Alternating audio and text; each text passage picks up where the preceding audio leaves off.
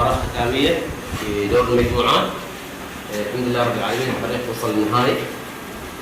نطلب منكم اليوم آخر مباراة تقديم كل ما يكون في متعة لكم للجمهور إن شاء الله. أعيدكم دائما استمتع وخلي الجمهور يستمتع. قدم كرة قدم نظيفة وحلوة. أريد الجميع يقول بالفعل إن هذا الفريق ما وصل للنهائي بعد.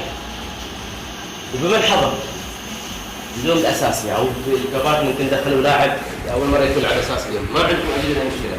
الجميع جاهز والجميع بيقدم كل ما عنده وزود إن شاء الله. نعرف منكم بس فقط التركيز في أرضية الملعب، اللعب الجماعي، كل ما تعلمتوه من رقاباتنا الرجال التدريبي تطبيق اليوم في المباراة. تمام يا شباب؟ هذا آخر مباراة لنا إن شاء الله. صلى الله عليكم بالتوفيق يا رب العالمين. شد الهمة ونتأكد كل التأكيد إن شاء الله. اليوم نشوف قطع كرة قدم جميلة جدا. هذا العناصر المتواجدة إن شاء الله.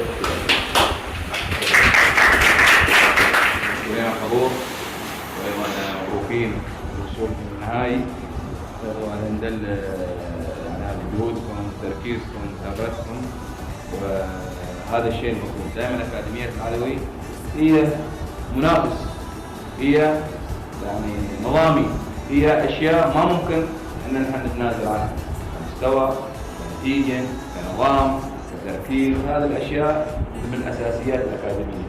احنا اليوم لازلنا في المسار الصحيح مثل ما عهدناكم، مثل ما مشينا في الطريق.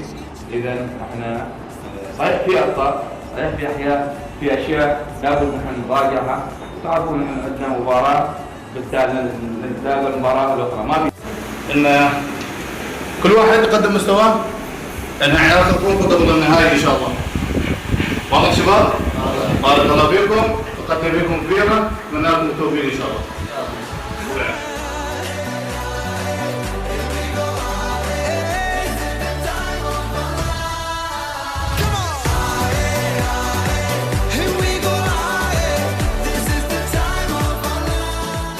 بنفس الطريقة اليوم التهنئة القيادي مستوى تقدم ولا أروع حقيقة.